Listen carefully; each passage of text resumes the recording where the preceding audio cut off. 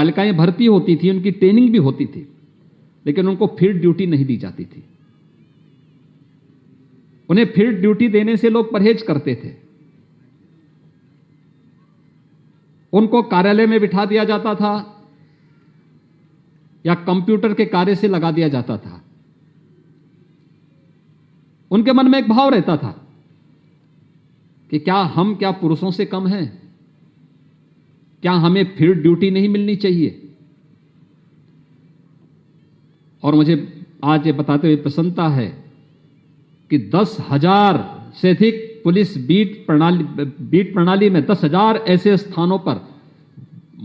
महिला पुलिस अधिकारी के रूप में, पुलिस आरक्षी के रूप में आज उनकी तैनाती पुलिस बीट अधिकारी के रूप में यहां पर आज उसका शुभारंभ भी माननीय वित्त मंत्री जी के द्वारा हुआ है। ये निश्चित ही वो गांव में जाएंगी, हर ग्राम पंचायत में, और ग्राम पंचायत में जाकर के महिलाओं से संबंधित उनकी सुरक्षा से जुड़े हुए किसी भी मुद्दे का समाधान गांव की पंचायत में, एक पंचायत भवन में पंचायत राज विभाग ने एक कक्ष उनके लिए आवंटित कर दिया है और उस कक्ष के माध्यम से वहीं उनकी सुनवाई होगी और महिलाओं से संबंधित जुड़े हुए किसी भी सुरक्षा से जुड़े हुए मामले का वहीं निस्तारण करते हुए वे कार्रवाई भी करेंगी। इस अपेक्षा के साथ आज इसे प्रदेश के सभी थाना क्षेत्रों में 1537 जो थाना हैं, इन सभी थाना क्षेत्रों के उन सभी बीट क्षेत्रों में इसको लागू किया जा रहा है, जहां पर भी कोई इस प्रकार की शिकायतें आती हैं। और ये हर दूसरे तीसरे दिन उन गांवों का भ्रमण करते हुए वहां पर सुरक्षा का एक एहसास उन सभी लोगों को कराएंगे। प्रदेश के अंदर चाहे वह अभी हाल ही में पंचायत के चुनाव संपन्न हुए हैं, और मुझे बताते हुए प्रसन्नता है कि प्रदेश के अंदर अभी जो चुनाव संपन्न हुए, इन चुनावों में उसके बहुत बेहतरीन परिणाम हुए। मैं अक्सर सोचता था, लोग इस बात की चर्चा भी करते थे कि महिलाओं को 33% आरक्षण मिलना चाहिए, लेकिन जब मैंने पंचायती राज विभाग से कहा कि इसका रिजल्ट क्या है, मुझे बताते हुए प्रसन्नता है कि प्रदेश में अभी पंचायत राज के चुनाव संपन्न हुए, जिसमें 50% की मांग की जा रही थी, लेकिन प्रदेश के अंदर ग्राम प्रधान लगभग 54% स्थानों पर महिला ग्राम प्रधान चुने गए पूरे प्रदेश के अंदर। जिला पंचायत अध्यक्ष 56% स्थानों पर बने हैं, यानी प्रदेश के अंदर 75 जनपदों में से 56% जनपदों में जिला पंचायत अध्यक्ष महिलाएं बनी हैं। और ब्लॉक प्रमुख 825 विकास खंडों में चुनाव संपन्न हुए, जिनमें 54% पर महिला ब्लॉक प्रमुख बनी हैं। ये दिखाती हैं कि महिला सशक्तिकरण की दिशा में किए गए प्रयासों के बेहतर परिणाम सामने आ रहे हैं। प्रदेश ने इसी क्रम को आगे बढ़ाते हुए 3 महिला पुलिस पीएससी की वाहिनियों की भी स्थापना प्रदेश के अंदर की है, जिनमें से एक का अभी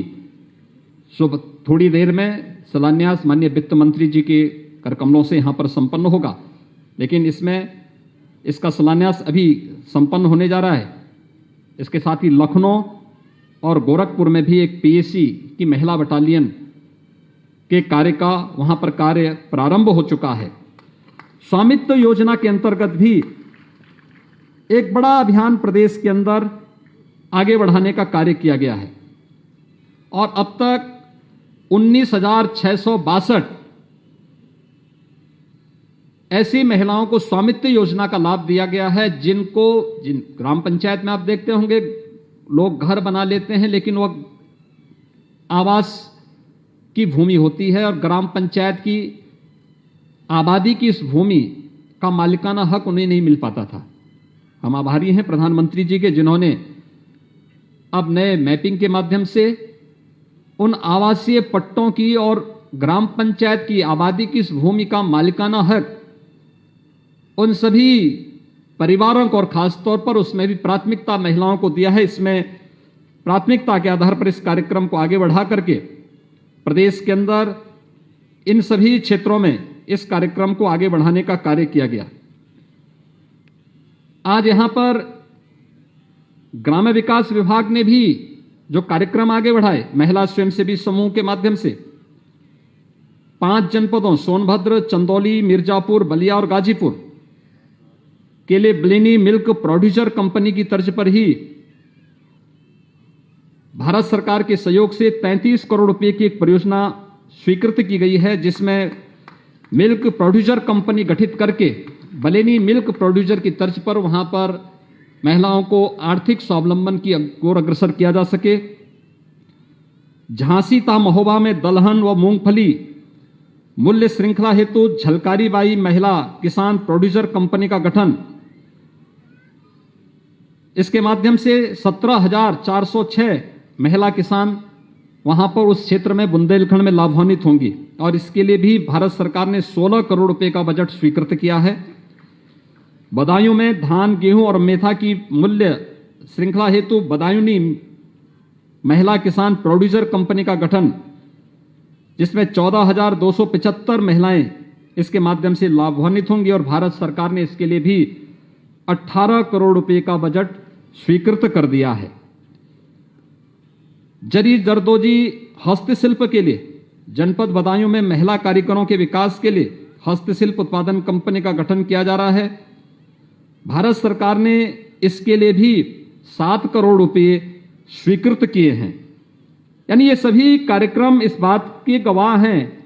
कि जीवन के प्रत्येक क्षेत्र में महिलाएं आगे बढ़ रही हैं और उनके प्रधानमंत्री जी का जो विजन है कि उन्हें एक सुरक्षित वातावरण मिले,